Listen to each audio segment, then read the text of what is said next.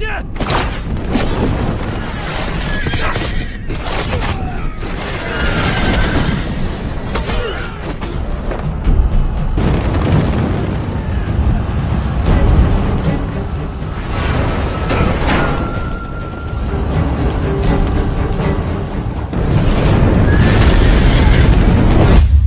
Di film kali ini, di mana Liu Bei, Sun Quan, dan Zhou Yu berhasil melakukan persekutuan untuk melawan kekejaman Perdana Menteri Cao Cao. Dan dalam situasi terakhir saat ini, diketahui ratusan ribu pasukan Cao Cao telah mengepung benteng Jurang Merah atau Tanah Merah. Lalu bagaimana kelanjutannya? Langsung saja kita simak alur cerita film Red Cliff 2.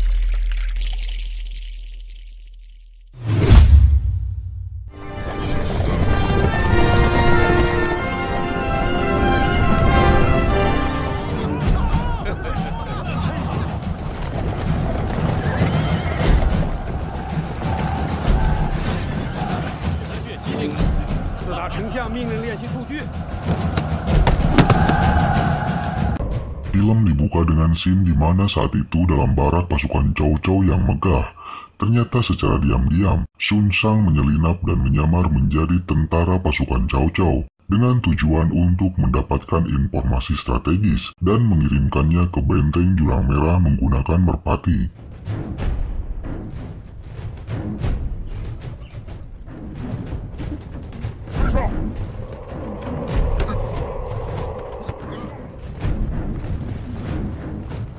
Dalam penyamarannya, tanpa disangka Sun Shang disukai oleh salah satu tentara bernama Su Cai yang baru saja diangkat menjadi komandan karena prestasinya dalam olahraga cuju. Dia berkarakter sangat polos, hingga tak menyadari bahwa wanita yang dia sukai sebetulnya adalah musuh yang sedang menyamar. 谢谢你帮我点个一球，我是有点傻，他们还说我从小到大就南方人热情。 北方人潇洒。胖猪，你也会蹴鞠吧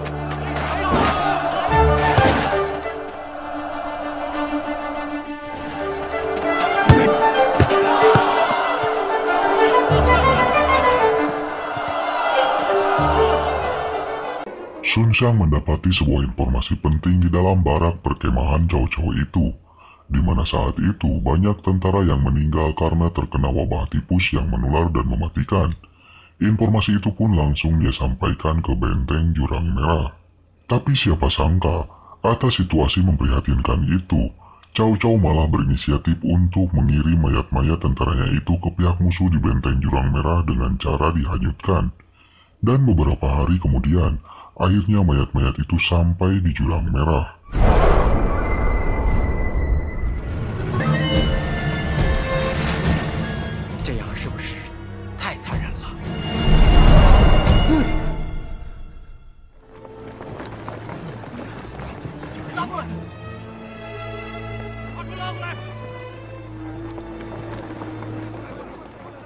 Semua warga termasuk prajurit terlihat kegirangan melihat mayat-mayat musuh menghampirinya.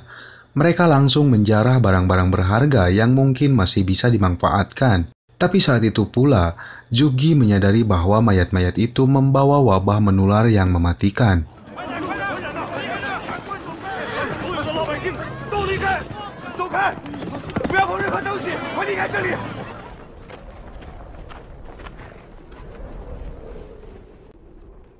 Situasi ini ternyata mampu menyebabkan konflik internal di kubu Jurang Merah. Karena atas situasi itu, Liu Bei beserta seluruh pasukannya memutuskan untuk pulang dan mengakhiri persekutuan ini. Dengan alasan wabah yang semakin tak terkendali, sehingga Liu Bei takut jika pasukannya mati secara sia-sia. 我看我还是先行退还下口，再图大。简直是背信弃义！你话不能这么说。我只剩下不到2万兵了，再这么拼下去，自私！你说谁自私？ Kejadian itu membuat Sun Quan geram dan sangat kecewa. Tapi bagaimanapun juga, Sun Quan dan Zhou Yu tak berhak menolak keinginan Liu Bei. Walaupun Zhou Yi saat itu menolak gagasan pemimpinnya dan memutuskan untuk tinggal di Jurang Merah demi menepati janjinya untuk membantu melawan dominasi Cao Cao.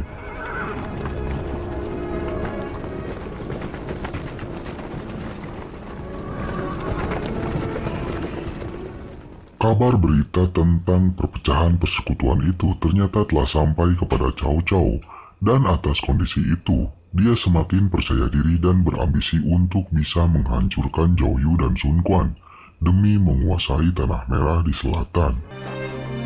我有嘉宾，鼓瑟，譬如朝露吹笙。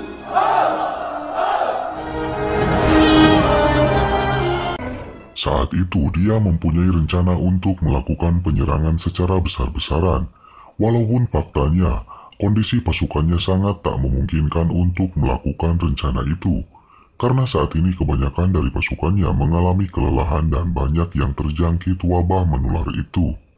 Tapi atas keegoisan dan ambisi brutalnya itu, dia tak peduli itu semua. Dengan kelihayan tutur kata dan motivasinya, Cao Cao memaksa semua tentara yang sakit untuk bangkit dan menghiraukan rasa sakitnya demi sebuah kemenangan. 你们一定要挺住我们赢了，我们打赢了。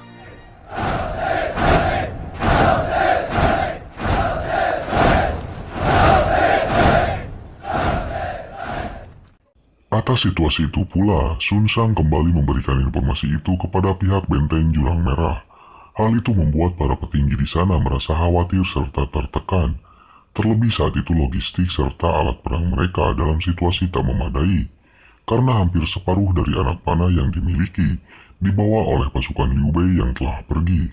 Dari kondisi itu, Zhu Ji memberanikan diri untuk bertanggung jawab dalam pengadaan anak panah yang dibutuhkan sebanyak 100.000 anak panah, hingga dia berani bertaruh nyawa jika tak mampu menepati janjinya itu. Sementara Zhou Yu dengan gagahnya juga mempertaruhkan nyawa untuk menyanggupi sebuah janji, bahwa dia sanggup membunuh Laksamana Cai Mao dan Zhang Yun, para jenderal yang telah membelot dan diprediksi akan menjadi ancaman armada lautnya. Karena memang faktanya, Cai Mao dan Zhang Yun merupakan laksamana yang sangat berpengalaman dan mahir di pertempuran Sungai Yangtze.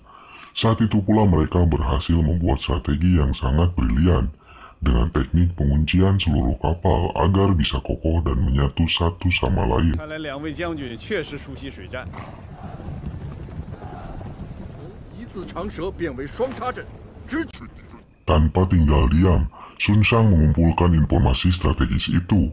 Dia terus memantau semua rencana strategi perang yang dilakukan Cao Cao bersama jenderal-jenderalnya. Dan selama itu pula, dia dibantu oleh Su Chai tanpa curiga sedikit pun. 好师傅，别动。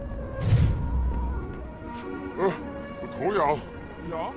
Sebelum penyerangan benar-benar dilakukan, untuk yang terakhir kalinya Cao Cao menyuruh utusannya yaitu seorang mata-mata bernama Jiang. Dia diutus untuk menyuruh Zhou Yu menyerahkan diri. 乌上下失和，刘备又带着部下跑了。我与周瑜从小是要好的朋友，你过江去，替我招降他，正是时候。 Sementara di tempat lain, Zhu Ji saat itu masih belum melakukan apapun untuk memenuhi janjinya, yaitu untuk menyediakan 100.000 anak panah. Dia hanya memandangi langit dan seakan-akan sedang merencanakan sesuatu yang tak boleh orang lain tahu. 你一直都没造，这里汇集了四方的水和气，是最佳的风水位，天机不可泄露啊。 Dan di malam harinya, Zhou Yu benar-benar didatangi oleh Jiang. Walaupun sebetulnya mereka merupakan teman lama, saat itu mereka terlihat sangat akrab, tanpa terlihat bahwa mereka sebenarnya adalah musuh. Sebetulnya Zhou Yu sedang melakukan sebuah jebakan informasi rahasia, dengan tujuan supaya informasi itu disampaikan oleh Jiang kepada Cao Cao. Informasi rahasia itu berisi bahwasanya dia berencana akan memenggal Zhu Ji yang gagal menyediakan 100.000 anak panah, serta memfitnah Laksamana Cai Mao dan Zhang Yun, bahwa seakan-akan mereka sebetulnya adalah mata-mata Jurang Merah yang disuruh berbaur bersama pasukan Cao Cao. 蒋先生，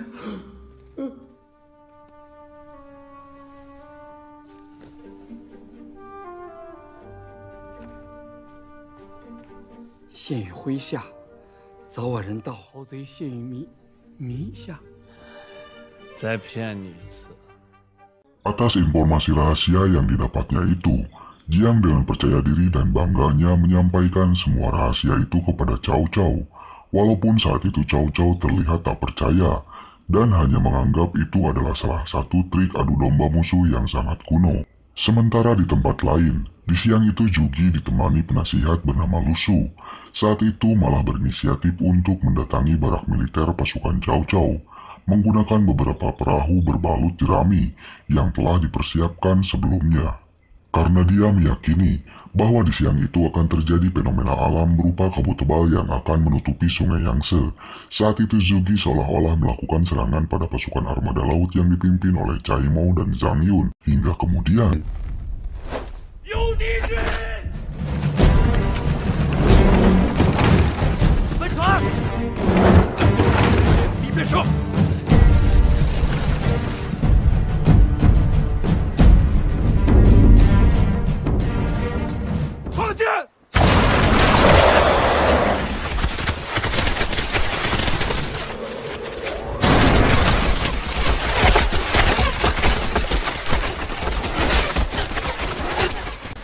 Lusu baru menyadari kecerdikan Zhuge serta kemahirannya dalam memprediksi fenomena alam. Hingga saat itu pula Zhuge pulang dengan membawa ratusan ribu anak panah demi janjinya kepada Zhou Yu.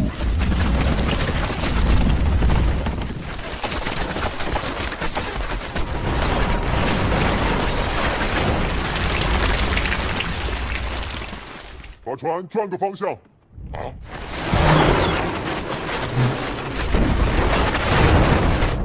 来，坐吧。快上！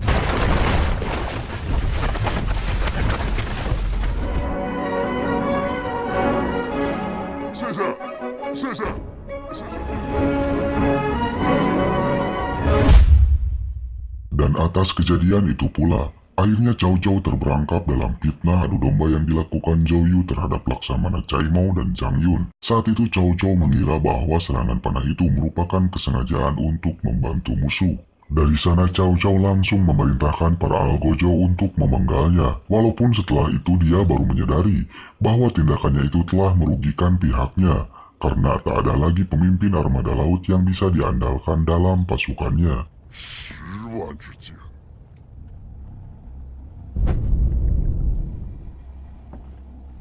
飞出去！战！我等几位小主痛恨背叛。唐更丞相，你把他们杀了。Sun Shang langsung berinisiatif memberikan informasi atas kejadian itu. Dia benar-benar menjalankan misinya dengan baik, walaupun tindakannya itu sangat berbahaya dan mengancam nyawanya. Kembali ke benteng Jurang Merah. Saat itu Zhuge bersama Lusu mengalami kecemasan saat menunggu hasil hitungan anak panah yang dikumpulkan. Karena jika jumlahnya kurang dari 100.000, maka hukum tetap dijalankan, yaitu Zhuge harus siap untuk dipenggal. Saat itu sempat terjadi ketegangan karena anak panah yang terkumpul kurang dari perjanjian awal. Hingga Zhou Yu saat itu tetap berpegang pada hukum dan berniat memenggal Zhuge, walaupun akhirnya... 又是10万0.2只，怎么走那么慢？赶快送过来！诸葛先生，这是赢了完成任务啊！ Situasi tiba-tiba berbalik saat Zhuge menagih janji kepada Zhou Yu atas janjinya untuk membunuh Laksamana Cai Mao dan Zhang Yun. Hingga sempat terjadi ketegangan karena semua mengira kabar kematian mereka tak mungkin sampai ke Jurang Merah. Tapi tiba-tiba...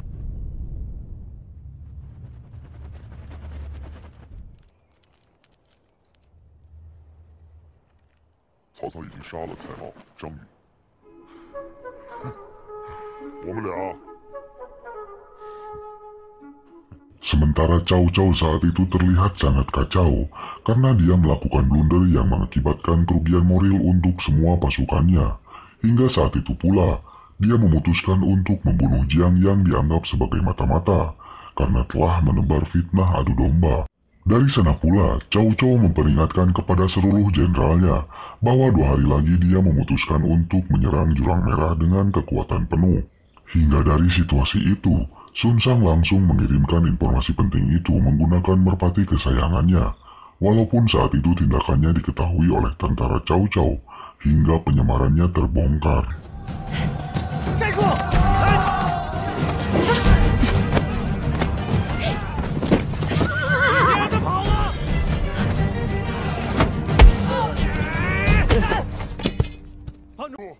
Tapi saat itu pula, Su Chai dengan polosnya membantu Sun Sang yang hampir terbunuh itu, hingga dia berhasil melarikan diri dari barak pasukan Cao Cao.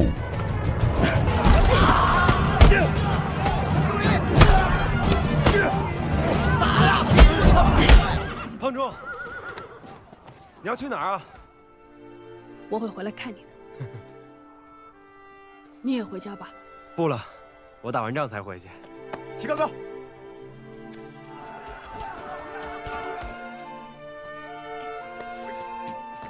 Xin berpindah ke desa Xinyi, tempat di mana Liu Bei bersama rakyat dan pasukannya tinggal, di mana saat itu terlihat para jenderal pengikutnya, yaitu Zhang Pei, Guan Yu, serta Zilong, merasakan kekecewaan terhadap pemimpinnya itu, yang memutuskan untuk mengakhiri persekutuan. Saat itu pula, semua jenderal itu berpamitan padanya untuk kembali ke benteng Jurang Merah, demi membantu peperangan yang saat ini sedang berlangsung. Walaupun sebetulnya, keputusan Liu Bei ini hanya sandiwara dan telah direncanakan dengan Zhou Yu demi strategi perang.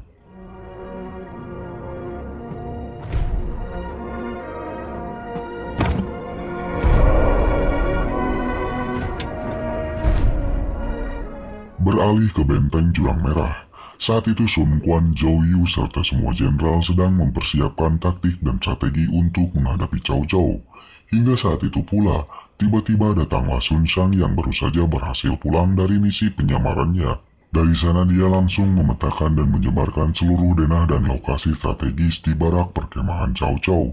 Dari posisi kapal-kapal itu, semua sepakat untuk menggunakan serangan api, karena sangat mustahil untuk bisa menembus armada laut Cao Cao yang dijadikan pertahanan utama.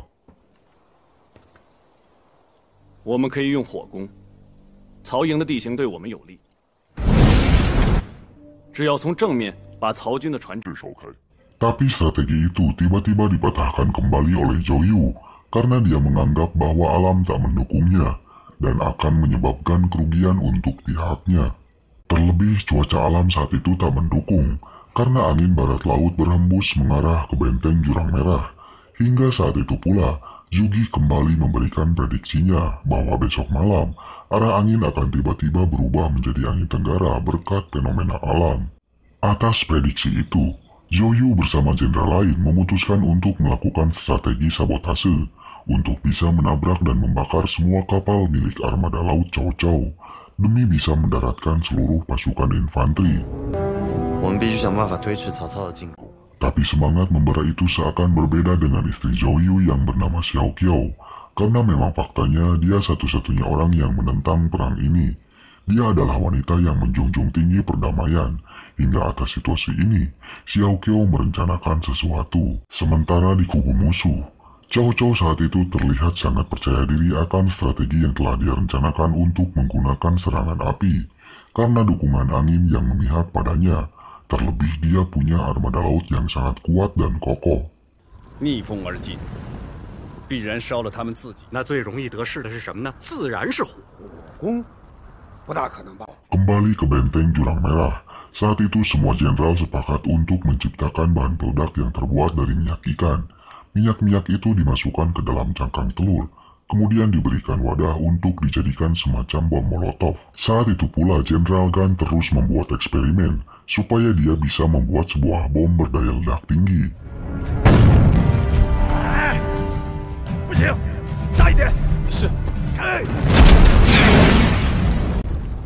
Sementara Jenderal Cheng Pu terus berusaha berlatih memanah walaupun dengan kondisi angin barat yang sangat kuat. Tapi di sela latihan itu, tiba-tiba datang seorang dayang memberitahukan bahwa Xiao Qiao telah menghilang. Dari sana didapati sebuah fakta bahwa saat ini Xiao Qiao pergi ke barak perkemahan Cao Cao untuk melakukan sebuah lobi demi mewujudkan perdamaian kedua belah pihak. Di saat itu pula Zhou Yu kembali tersadar bahwa saat ini istrinya sedang mengandung. 有飞鸟栖息，长江水清，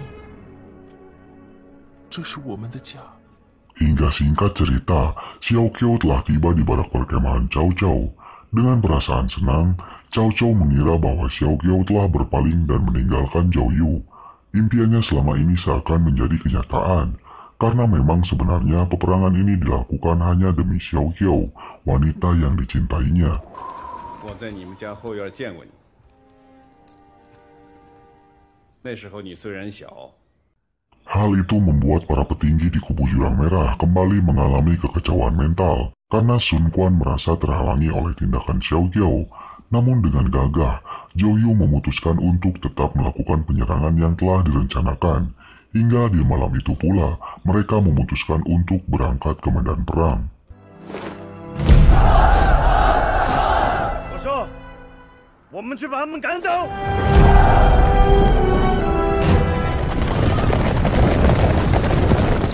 有没有问题？你们谁也不能跳船！ Dengan segala persiapan mental dan keberanian, kubu Jurang Merah mulai berangkat menyeberangi sungai Yangtze. Sementara itu Zhuge, si ahli strategi, saat itu hanya bisa memantau mereka dari kejauhan.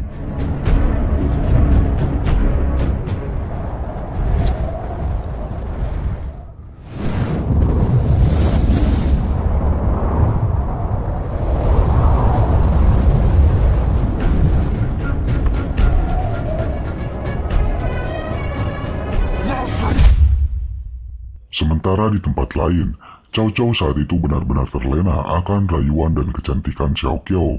Hal itu membuat para jenderalnya merasa kecewa. Apalagi sejak kedatangan wanita itu, Cao Cao terlihat berubah dan sangat intim. Hingga tanpa kecurigaan, Cao Cao meminum teh hasil racikan Xiao Qiao. 还不发病？风向好像要变呀！我知道，丞相正跟那娘们喝茶呢。喝。丞相。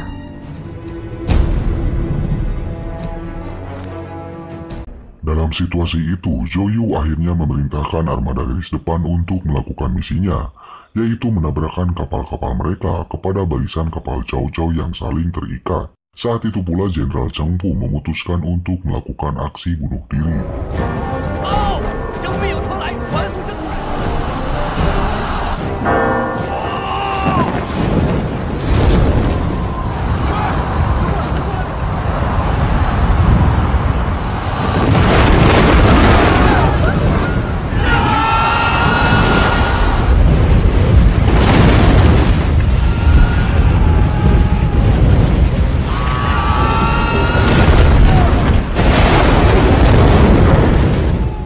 Yang paling mengejutkan, secara diam-diam, ternyata pasukan Liu Bei malam itu datang membantu secara tiba-tiba. Terlihat Jenderal Zilong telah bersiap menunggu aba-aba.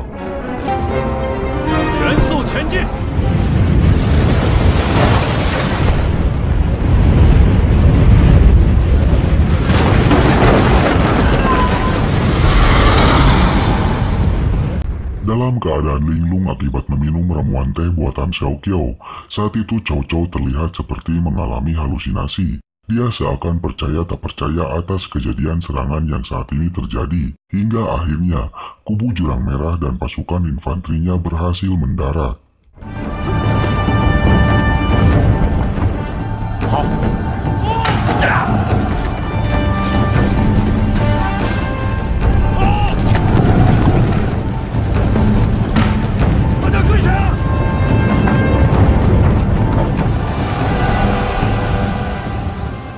Malam itu pertempuran terjadi begitu sengit.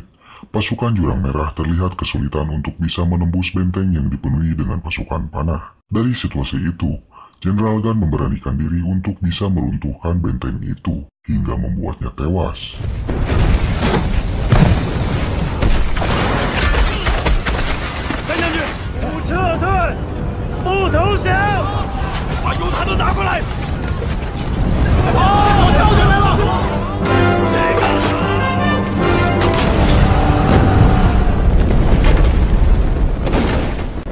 Pasukan Liu Bei juga turut membantu penyerangan melalui darat untuk melumpuhkan gerbang belakang, hingga pertempuran itu terjadi sepanjang malam sampai waktu pagi tiba.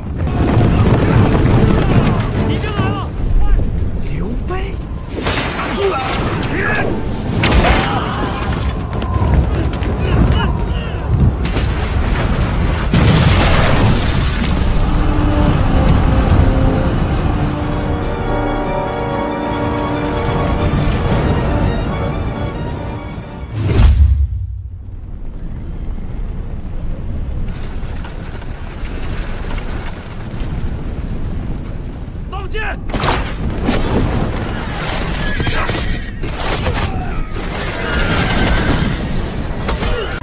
Semua strategi dan formasi mengejutkan terjadi saat itu, karena memang faktanya semua strategi ini telah direncanakan sebelumnya demi bisa mengelabui dan membuat Chow Chow terkejut. Hingga akhirnya berkat kerjasama yang sangat baik, pasukan Chow Chow lumpuh dan berhasil dikalahkan.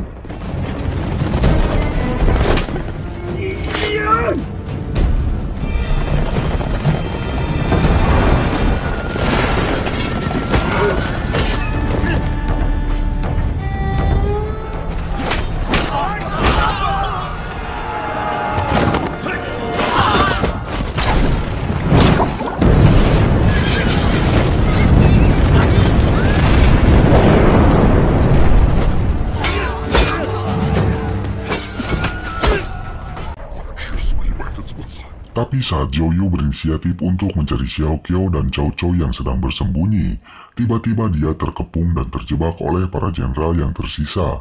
Hingga dari situasi itu, tiba-tiba Zilong berhasil menyelamatkan Xiao Qiao dan tiba-tiba...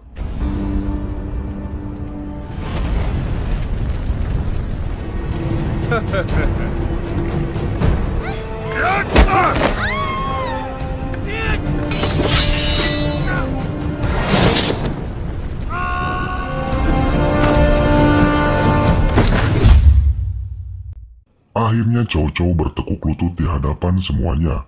Dia benar-benar mengalami kekalahan besar yang mempermalukan dirinya sendiri terhadap istana Han di utara. Tapi kebijaksanaan Zhou Yu kembali diperlihatkan, karena dia memutuskan untuk tak membunuh Cao Cao yang sudah tak berdaya, melainkan menyuruhnya kembali ke utara bersama pasukan yang tersisa. Sementara itu, Sun Shang terlihat sangat terpukul atas kesedihan yang dia alami, karena faktanya Su Chai telah mati dalam peperangan itu. Dan akhirnya, semua pasukan sekutu pulang bersama kemenangannya.